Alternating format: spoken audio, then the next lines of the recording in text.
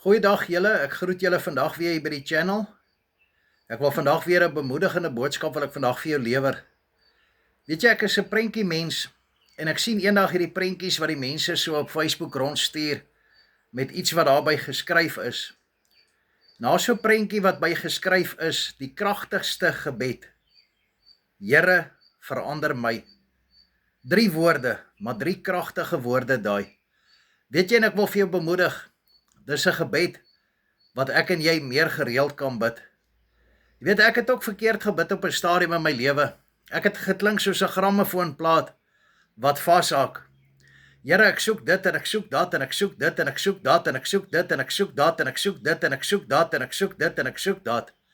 Tot eendag die Heilige Gees my gelei het en vir my gesê het: begin bietjie bid dat God vir jou verander. Ek en jy moet bid dat God vir ons verander.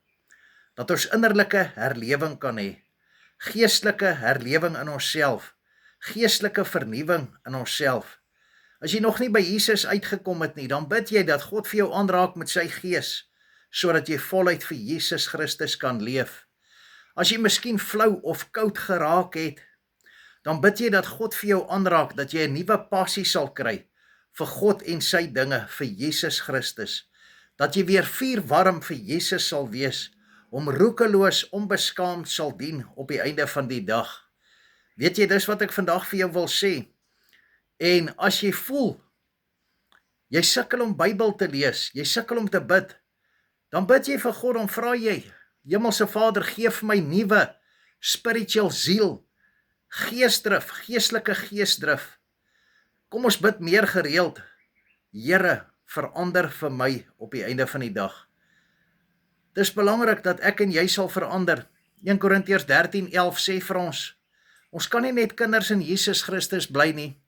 Ons kan nie aanhou bly dink soos kinders, redeneer soos kinders, praat soos kinders en doen soos kinders nie.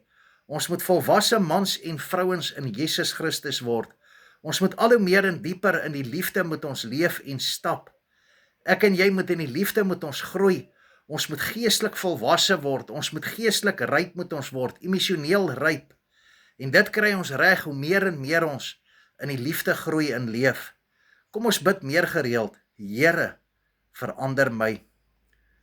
Mag Vader vir jou seën, as jy boodskappe daagliks op WhatsApp wil ontvang, stuur gerus jou naam op WhatsApp nommer 068 794 21